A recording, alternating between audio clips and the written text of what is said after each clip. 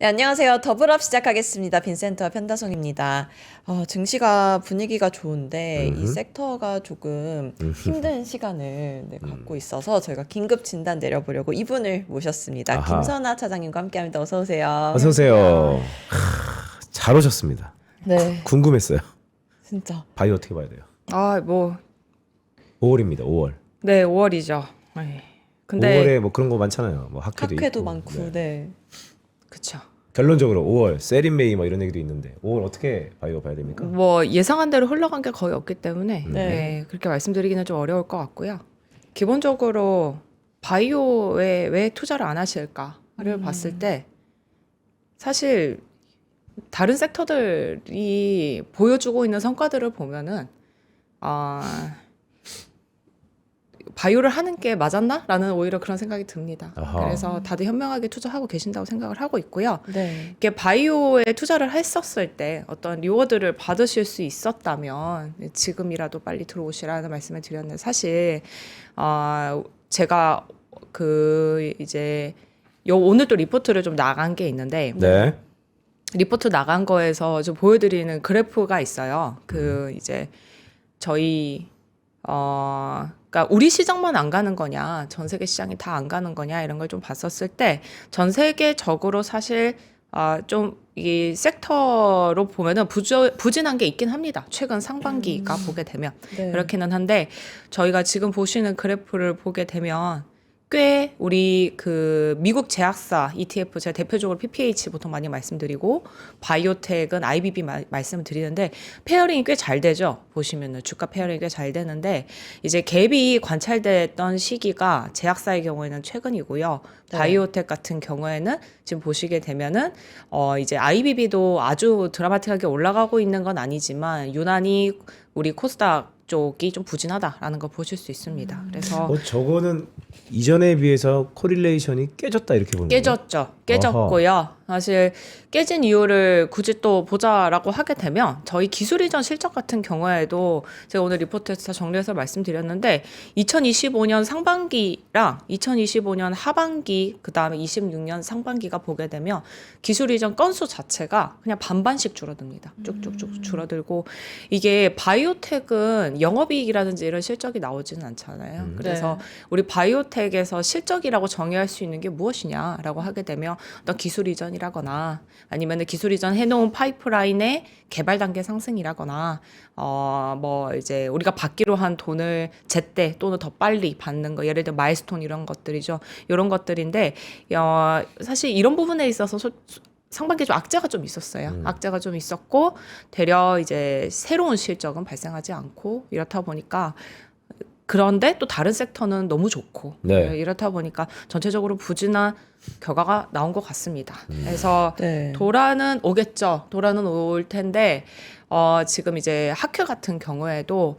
막 좀 많이 바뀌어요 최근에. 그래서 이제 원래 상반기에 바이오텍들이 갖고 있었던 전략이 있었을 텐데 나가기로 했었던 회사들이 좀 이제 취소가 된다거나 아니면은 이제 원래 나갈 계획이 없었는데 나간다고 하는 바이오텍이 생기기도 하거나 그 다음에 원래 거기까지 공개할 생각은 아니었는데 또 새로운 데이터를 공개할 준비가 된 회사들도 있습니다. 그래서 이런 것들은 한번 정리를 해서 말씀을 드리려고는 하거든요. 네. 근데 이제 지금도 계속 좀 바뀌어요. 말씀들이. 그래서 개별 기업별로 좀 확인을 해야 되는 게 있고요. 네. 그래서 그래도 학회쯤 가까워지면 모든 전략이 나올 거기 때문에 그때 이제 저도 준비를 하겠지만 많은 리포트들이 좀 나올 겁니다. 그때 다시 한번 정리를 해보시면 좋을 것 같아요. 학회가 5월 말쯤?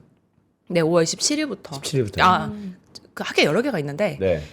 이제 간학회는 27일부터고요. 네. 암학회는 29일부터고요. 29일. 네. 또 그걸 바로 이어서 또 ADA라고 당뇨병 학회가 있습니다. 그게 네. 또 6월 초에 열려요. 그래서 좀 이제 5월 말부터는 굉장히 촘촘하게 있긴 합니다. 네. 네. 그러면 작년 바이오 트렌드는 비만이었잖아요. 그렇죠. 근데 올해는 항암 쪽으로 트렌드가 조금 그렇죠. 이제 있는 것 워낙에 같은데. 특별한 게 없으니까 항암제 이벤트를 많이 보시는데요. 사실 항암제는 트렌드라고 하기는 어렵습니다. 왜냐하면 아직 정복되지 않은 시장이기 때문에 네. 그리고 항암제라고 하는 거는 말 그대로 암 을 타겟하는 거고요. 네. 암을 타겟할 수 있는 방법은 굉장히 많아요. 그래서 뭐 ADC를 주목해서 본다거나 아니면은 뭐 이제 좀 각광받고 있는 유전자 쪽을 주목해서 본다거나 이런 테마가 만들어지는 거지.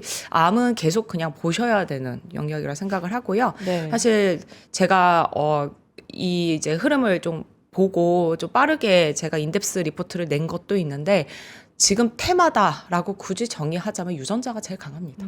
유전자. 네. 네. 그럼 한국의 항암 기술이 다른 국가에 비해서 어느 정도로 강력한 거예요? 그거는 입증하기는 쉽지는 않은 것 같아요. 네. 강력하다라고 하는 건 정말 승인된 약물이 얼마나 많으냐를 대놓고 비교를 해봐야 되는데 네. 승인될 가능성이 있는 약물들이 이제 많이 올라오고 있고요. 그런 것들이 실제 승인을 받으면 또 카운팅이 되는 거거든요. 그래서 뭐 예를 들면 이제 최근에 ABL 바이오랑 이제 파트너십을 맺은 콤파스에서 데이터 발표가 나와서 네. 거기 그 데이터가 좋냐 안 좋냐에 대해서 왈가왈부가 굉장히 좀 있었는데 사실 FDA랑 논의를 해볼 만한 내용의 데이터가 나왔습니다. 네. 네. 실제 그렇게 해서 승인이 된다라고 하게 되면은 또 이제 우리 항암제 잘한다 이렇게 또 얘기를 할 거거든요. 근데 이 항암제의 우리나라 그러니까 그 기술력에 대해서 의문을 갖는 이유가 뭐냐면 중국이 딜을 많이 만들어내고 있어서 그래요. 상대적으로 쟤네들은 저만큼 하는데 우리는 아니잖아. 이렇게 보시는 거고 뭐 아예 인수가 되는 사례 같은 것도 있고 하니까 그래서 이런 부분에 있어서 차이가 나오는 건 뭘까를 보게 되면 결국 데이터입니다. 왜냐하면 이 기술을 개발하고 있는 단계에서 기술 이전을 하는 거거든요. 그러면 뭔가 더 좋은 데이터를 보여줬다는 뜻인데 그게 이제 우리는 뭐 마우스 데이터를 갖고 갔는데 네. 거기에서는 원숭이 데이터를 먼저 들이민다거나 네. 우리는 원숭이 데이터를 만들어 갔는데 거기는 휴먼 데이터가 있다거나 이렇게인데 적어도 원숭이 부분은 이제 우리나라 바이오텍도 좀 따라가고 있고요. 네. 이제 휴먼 부분에 있어서는 사실 쉽지는 않을 거다 생각을 합니다. 왜냐하면 중국에서는 그 내부적으로도 임상을 굉장히 이제 많잖아요. 인구가 워낙 많으니까. 이게 되는데 우리는 그 부분에 있어서는 따라가긴 어려운 것 같거든요. 대신에 그러면 이제 투자자분들 입장에서는 어떤 관점을 봐야 되냐라고 하게 되면 더 질 좋은 데이터를 제공할 수 있는 그런 역량을 갖고 있는 바이오텍들 이제 인력을 보신다거나 기존의 성과를 좀 보시는 이렇게 접근을 하셔야 될 것 같고 네. 이런 데이터의 어떤 양으로 승부하는 게 어렵다면 네. 네, 그렇다면 아이디어가 좋으면 좋겠죠. 그래서 새로운 플랫폼으로 좀 시도를 하는 근데 게다가 이제 빅파마들이 새로운 거 좋아해요. 네, 그래서 왜냐하면 그 최적의 레시피라고 하는데 뭔가 이제 가장 좋은 조합은 많이 테스트도 해보고 실험도 해보고 AI를 통해서 많이 이제 그 정복할 수 있는 영역까지 간 것 같거든요. 네. 근데 아주 새로운 개념의 아이디어 그게 그러니까 정말 새로운 작동 원리를 갖고 있는 플랫폼 이런 것들은 한 번도 시도해 본 적이 당연히 없을 거이기 때문에 관심이 이제 생길 수밖에 없을 것 같습니다. 그래서 기회는 그쪽에 있을 거라 생각하고요. 그래서 요즘 좀 새로운 플랫폼을 갖고 있는 회사들이 전임상이나 임상 1상 아주 초기 단계에 있음에도 불구하고 시장에 많은 관심을 받고 있는 것 같습니다. 그런 종목들 뭐 있어요? 이제 최근에 보여줬었던 종목 중에서는 그래서 제가 유전자 치료제 말씀을 드리는데 알지노믹스가 가장 관심을 좀 크게 받기는 했었어요. 왜냐하면 뭐 저분자 화합물, 항체, ADC 이런 것들은 기존에도 있었고 많이들 들어보셨잖아요. 네. 네. 근데 유전자 치료제로 암을 정복하는 사례는 우리나라에서는 거의 처음이거든요. 아하. 네. 그래서 근데 이제 그게 심지어 휴먼 데이터로 데이터가 나온 거예요. 그렇다 보니까 많은 주목을 받았고 실제 그래서 그 회사가 릴리의 항암제는 아니지만 플랫폼을 사용하는 것과 관련한 계약을 따냈습니다. 아, 그래요? 네. 그래서 이번에 근데 그 플랫폼을 이용한 항암제가 안전성과 그 다음에 어느 정도의 에피커시 효과를 보여줬기 때문에 이제 기술 이전 해놓은 릴리한테 기술 이전 해놓은 적응증 쪽 유전성 난청인데 네. 이쪽에서도 좀 개발 속도가 빨라지지 않겠느냐 이런 기대감을 이제 우리가 가져갈 수 있는 거죠. 예. 그래서 요런 종목들이 계속 나올 것 같고요. 네. 주목을 많이 하고 있습니다. 새로운 모달리티는 이제 두각이 되지 않아서 그렇지 개발하고 있는 회사는 굉장히 많습니다. 아, 1, 2 말씀 주셨으니까 1, 2가 내일인가요? 오늘 밤인가요? 실적 릴리? 발표? 릴리? 아, 일라이 릴리요? 네. 아, 제가 사실 그래요? 네. 그 최근 그런 것 같은데. 네. 그럼 그게 실적이 이번에 잡히는 건 아니고 어떤 실적? 알지노믹스 계약을 하고 들어가면 네. 관련돼서 이 한국의 바이오텍이 외국의 빅파마들의 변화에 의해서 언제쯤 우리가 피부로 느낄 수 있을까요? 데이터로는? 아, 신약을 개발하는데 네네. 처음부터 개발을 하면 보통 10년은 넘게 걸려요. 네. 엄청 오래 네. 걸려요. 아, 그래서 저희가 학회를 좋아하는 이유가 뭐냐면 네. 끝까지 기다릴 수 없잖아요. 아. 그래서 중간중간에 확인을 할 수 있는 시간이기 때문에 의미가 있는 거라서. 그걸 좀 땡길 수 있다. 네네. 그게 5월달에 말해도 있다. 예. 네, 네, 5월부터 6월까지. 네, 그쵸? 네, 의미 있는 데이터를 발표하는 회사가 있다면은요. 네. 그리고 지금 실적 시즌이잖아요. 네네. 좀 두각을 보이거나 좋은 실적을 내고 있는 회사들이 있을까요? 눈에 띄는 기업이 가장 있을까요? 그러니까 제가 유전자 치료제에 더 확신을 갖게 되는 네. 이유가 뭐냐면 ST팜이 굉장히 영업이익에 서프라이즈를 냈습니다. 그래서 이게 그냥 방향입니다. 네. 그러니까 생산자가 서프라이즈를 냈어요. 생산자가 서프라이즈를 냈다라는 얘기는 굳이 시장이 다 보여주지 않아도 네. 그만큼의 수요가 있다라는 얘기거든요. 그러니까 먼저 생산을 하고 그다음에 시장이 그러니까 물론 시장이 만들어지고 나서 생산자가 이제 수익을 내는 경우도 있긴 하지만 네. SC팜의 경우에는 그 임상 시료를 상당히 많이 만들고 있기 때문에 그만큼 임상수 프로젝트 자체가 증가했고 네. 그다음에 그게 결국 임상이 단계가 올라가게 되면 당연히 제조 양도 많아지겠죠. 그게 또 매출로 반영이 될 거고. 그러니까 우리는 또 그것 따라서 또 시장을 또 크게 보는 거고. 네. 이게 선순환이라고 보시면 될 것 같습니다. 네, 그래서 계속 좋을 겁니다. ST팜은. 그리고 오늘 발간하신 자료 보면 네네. IPO에서 기회를 찾아라라고 네. 하셨잖아요. 네네. 이 부분 좀 설명해 주실 수 있을까요? 그 제가 많이 다니면서 듣는 내용 중에 하나가 뭐냐면 이제는 그 말은 좀 많이 줄어들었는데 처음 한 2년 전까지만 해도 우리나라 바이오텍 사기다.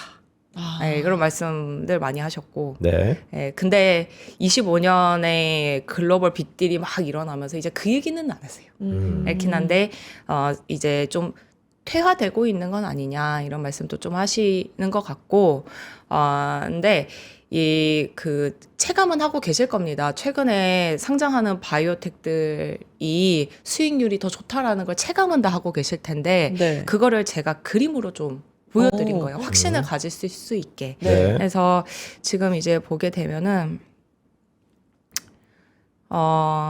저는 이제 좀 VC 쪽에 경험을 한번 했었다 보니까 네. 이거를 체감을 했었는데 제가 이제 VC에 있었던 시간이 여기 언저리입니다. 이제 보시면 상장 기업 수가 이렇게 떨어지고 있는 걸 보실 수 있거든요. 네.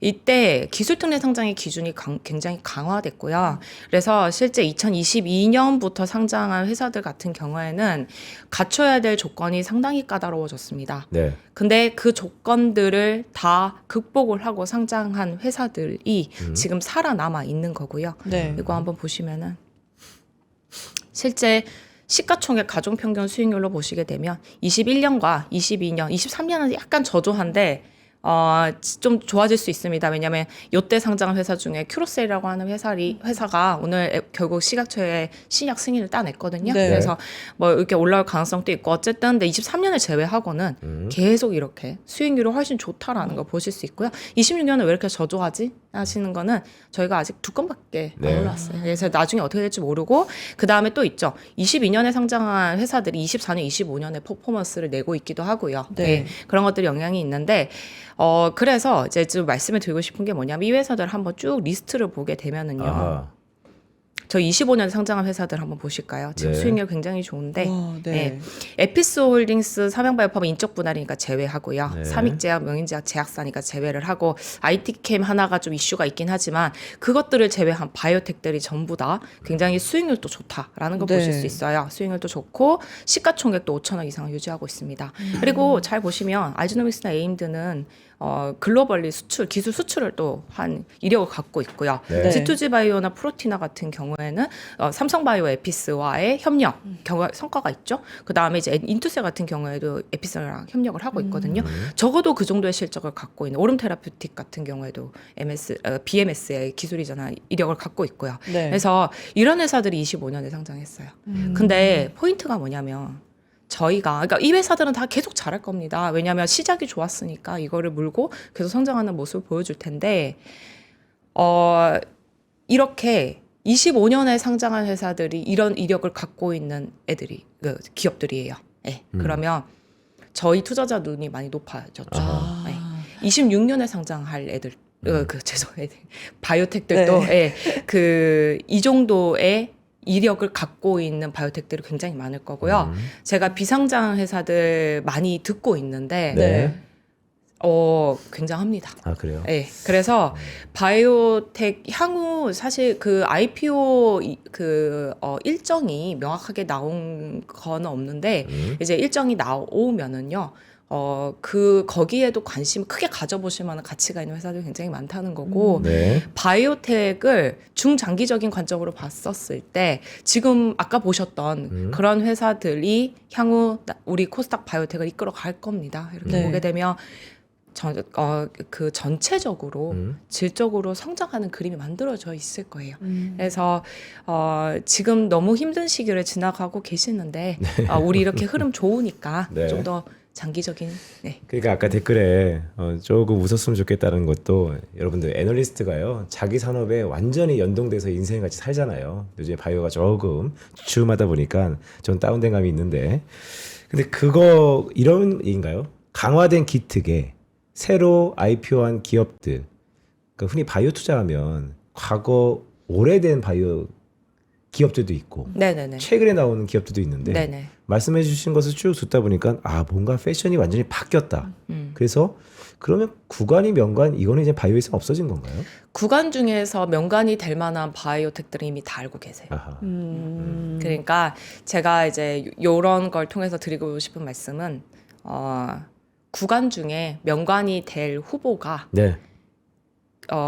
퍼센테이지로 많아질 거다는 거죠. 네. 음. 그래서 이미 그러니까 상장할 때부터 질적으로 높게 상장을 했기 때문에 네. 거기에서 살아남을 확률도 더 높다. 네. 네. 그리고 바이오텍들이 그 글로벌 빅파마랑 소통할 수 있는 기회를 얻는 게 사실 쉽지 않아요. 네. 근데 이 회사들은 벌써 하고 왔잖아요. 네.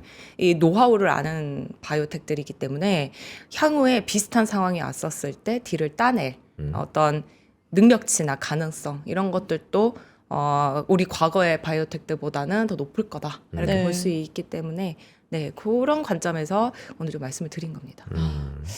네, 물론 중장기적으로 좋게 보신다고 말씀을 하셨지만 이제 5월이잖아요. 네네네. 5월에는 당장 어떤 마음가짐을 가지고 바이오 투자하면 좋을까요? 중장기적인 관점으로 마음을 가지셔야 됩니다. 아. 중장기적인 시기를 네. 봐라. 네.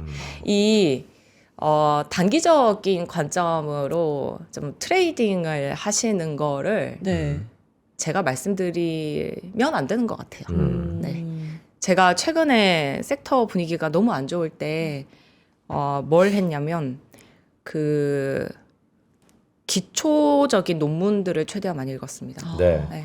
어차피 종목별로 이런 학회가 얼마 남지 않았어요. 네. 여기 투자하세요. 그러면은 제가 학회 끝나면 파세요 이런 의미인가요? 이제 그러면 안 된다고 판단을 했기 때문에 어차피 이런 것들이야 시장에 많이 풀려 있고 솔직히 제가 좀 드는 생각이 뭐냐면 텔레그램에 너무 많이 움직여요. 네. 네. 음흠. 그래서 좀 더 이제 뎁스 있는 내용으로 좀 말씀을 드리려고 하고 있기 때문에 제가 드릴 수 있는 말씀은 이 꾸준하게 네. 어떤 성과를 보여주고 설명을 하려고 노력하는 회사들, 그 다음에 원래 얘기했었던 어떤 타임라인들을 네. 잘 지키고 개발을 해 나가는 회사들, 이런 회사들에 집중을 하셔서 중장기적인 관점으로 그 투자를 하시면 네. 당장 우리가 5월, 6월에 큰 수익 이런 거를 뭐 사실 예상할 수 없잖아요. 그쵸. 네. 그렇지만 내년, 내후년에는 다른 어떤 섹터보다 더 큰 수익률을 안겨줄 수 있는 이런 회사들이 많다.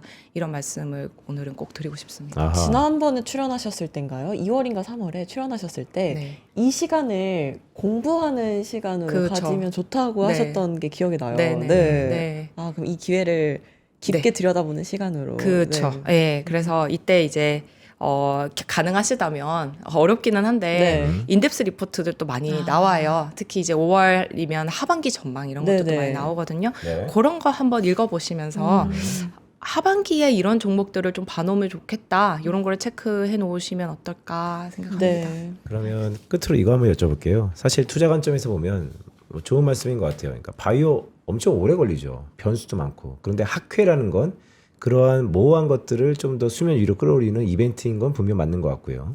그런데 정책 있지 않습니까? 네네.